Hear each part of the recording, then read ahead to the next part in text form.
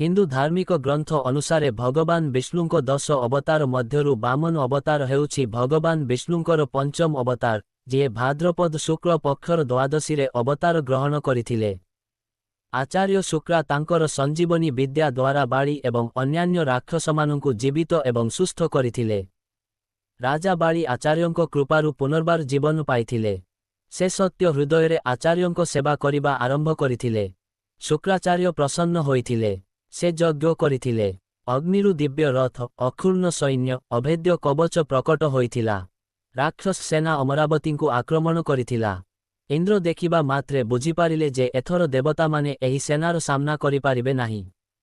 ବାଳୀ ବ୍ରହ୍ମତେଜ ଦ୍ୱାରା ପୋଷଣ ପାଇଥିଲେ। ଦେବଗୁରୁଙ୍କ ଆଦେଶରେ ଦେବତାମାନେ ସ୍ୱର୍ଗ ଛାଡ଼ି ପଳାଇଗଲେ। ଅମର ଧାମ ରାକ୍ଷସ ରାଜଧାନୀ ହେଲେ। ଶୁକ୍ରାଚାର୍ଯ୍ୟ ବାଳୀଙ୍କ ଇନ୍ଦ୍ରତ୍ୱ ପ୍ରତିଷ୍ଠା ପାଇଁ ଅଶ୍ୱମେଧ ଯଜ୍ଞ କରିବା ଆରମ୍ଭ କଲେ। 100 ଅଶ୍ୱମେଧ କରିବା ପରେ ବାଳୀ ନିୟମ ଅନୁସାରେ ଇନ୍ଦ୍ର ହେବେ। ତେବେ ତାଙ୍କୁ କିଏ ଦୂର କରିପାରିବ? ଏହା ଦେଖି ଦେବମାତା ଅଦିତି ବହୁତ ଦୁଃଖିତ ହେଲେ।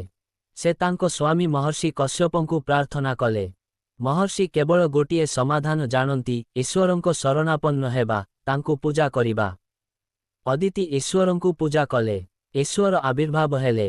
ଅଦିତିଙ୍କୁ ବର ମିଳିଲା। ଈଶ୍ୱର ତାଙ୍କ ଗର୍ଭରୁ ପ୍ରକାଶିତ ହେଲେ। ସଙ୍ଗେ ସଙ୍ଗେ ବାମନ ବ୍ରହ୍ମଚାରୀ ହୋଇଗଲେ। ମହର୍ଷି କଶ୍ୟପ ଋଷିମାନଙ୍କ ସହିତ ତାଙ୍କର ଉପନୟନ ଉତ୍ସବ କରିଥିଲେ। ଭଗବାନ ବାମନ ତାଙ୍କ ପିତାଙ୍କଠାରୁ ଅନୁମତି ନେଇ ବାଲୀଙ୍କ ସ୍ଥାନକୁ ଗଲେ। ନର୍ମଦାର ଉତ୍ତର କୂଳରେ ଅସୁରେନ୍ଦ୍ର ବାଲୀଙ୍କୁ ଅଶ୍ୱମେଧ ଯଜ୍ଞରେ ଦୀକ୍ଷିତ କରାଯାଇଥିଲା। ଏହା ତାଙ୍କର ଶେଷ ଅଶ୍ୱମେଧ ଥିଲା। ବାମନ ବ୍ରହ୍ମଚାରୀ, ଜାଲି କେଶ ଏବଂ ଅଗ୍ନି ପରି ଉଜ୍ଜ୍ୱଳ, ଛତା, ପଳାଶ, ବାଡ଼ି ଏବଂ କମଣ୍ଡଳୁ ଧରି ସେଠାରେ ପହଞ୍ଚିଲେ। ବାଲି, ଶୁକ୍ରାଚାର୍ଯ୍ୟ, ଋଷିମାନେ ସମସ୍ତେ ସେହି ଆଲୋକରେ ଅଭିଭୂତ ସେମାନଙ୍କର ଅଗ୍ନି ସହିତ ଠିଆ ହେଲେ। ବାଲି ତାଙ୍କର ପାଦ ଧୋଇଲେ, ତାଙ୍କୁ ପୂଜା କଲେ ଏବଂ ପ୍ରାର୍ଥନା କଲେ ଯେ ସେ ଯାହା ଚାହାନ୍ତି ତାହା ମାଗିପାରିବେ। ମୁଁ 3 ପାଦ ଜମି ଚାହୁଁଛି। ବାଲିଙ୍କ ବଂଶର ସାହସ ଏବଂ ଦାନଶୀଳତାର ପ୍ରଶଂସା କରିବା ପରେ ବାମନ ଏହା ମାଗିଲେ। ବାଲି ଜିଦ୍ ଧରିଲେ ଯେ ସେ ଅନ୍ୟ କିଛି ମାଗିବା ଉଚିତ, କିନ୍ତୁ ବାମନ କେବଳ ଯାହା ଚାହୁଁଥିଲେ ତାହା ମାଗିଲେ। ସେ ଗୋଟିଏ ପାଦରେ ପୃଥିବୀ, ଅନ୍ୟ ପାଦରେ ସ୍ୱର୍ଗ ଏବଂ ତାଙ୍କ ଶରୀରରେ ସମଗ୍ର ଆକାଶକୁ ଆଚ୍ଛାଦିତ କରିଥିଲେ। ତାଙ୍କର ବାମ ପାଦ ବ୍ରହ୍ମଲୋକ ଉପରେ ପହଞ୍ଚିଲା। ତାଙ୍କର ବୁଢ଼ା ନଖ ସହିତ ବ୍ରହ୍ମାଣ୍ଡର ଆବରଣ ଟିକିଏ ଭାଙ୍ଗିଗଲା। ବ୍ରହ୍ମା ତରଳ ପଦାର୍ଥ ସେଠାରୁ ବ୍ରହ୍ମାଣ୍ଡରେ ପ୍ରବେଶ କଲା। ବ୍ରହ୍ମାଜୀ ପ୍ରଭୁଙ୍କ ପାଦ ଧୋଇଲେ ଏବଂ ସେହି ବ୍ରହ୍ମା ତରଳ ପଦାର୍ଥକୁ ତାଙ୍କ କମଣ୍ଡଳୁରେ ପାଦ ଜଳ ସହିତ ନେଇଗଲେ। ସେହି ବ୍ରହ୍ମା ତରଳ ପଦାର୍ଥ ଗଙ୍ଗାଜୀ ହୋଇଗଲା। ତୃତୀୟ ପଦଟି କେଉଁଠାରେ ରଖିବା? ଭଗବାନ ବାଳୀଙ୍କୁ ନର୍କର ଭୟ ଦେଖାଇଲେ। ଯଦି ସେ ସଂକଳ୍ପ ନ ନିଅନ୍ତି ଏବଂ ଦାନ ନ କରନ୍ତି, ତେବେ ସେ ନର୍କକୁ ଯିବେ।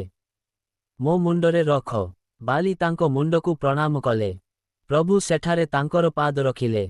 ଗରୁଡ଼ ବାଳୀଙ୍କୁ ବାନ୍ଧି ଦେଇଥିଲେ। ପରବର୍ତ୍ତୀ ମନ୍ୱନ୍ତରରେ ତୁମେ ଇନ୍ଦ୍ର ହେବ। ସେପର୍ଯ୍ୟନ୍ତ ସୁତଳରେ ରୁହ। ମୁଁ ସବୁବେଳେ ଗଦାପାଣିଙ୍କ ସହିତ ତୁମର ଦ୍ୱାରରେ ଉପସ୍ଥିତ ରହିବି। କରୁଣାମୟ ଆତ୍ମା ଆନ୍ଦୋଳିତ ହୋଇଗଲା। ବାଳୀ ପ୍ରହ୍ଲାଦ ଏବଂ ସମସ୍ତ ରାକ୍ଷସଙ୍କ ସହିତ ସୁତଳ ଲୋକକୁ ଆସିଲେ, ଯାହା ସ୍ୱର୍ଗଠାରୁ ମଧ୍ୟ ଅଧିକ ସମୃଦ୍ଧ ଥିଲା। ପ୍ରଭୁଙ୍କ ଆଦେଶ ଅନୁସାରେ ଶୁକ୍ରାଚାର୍ଯ୍ୟ ଯଜ୍ଞ ସମାପ୍ତ କଲେ। ଭିଡିଓକୁ ଲାଇକ୍ କରନ୍ତୁ, ଚ୍ୟାନେଲକୁ ସବସ୍କ୍ରାଇବ କରନ୍ତୁ ଓ ସେୟାର କରନ୍ତୁ। ଜୟ ଜଗନ୍ନାଥ।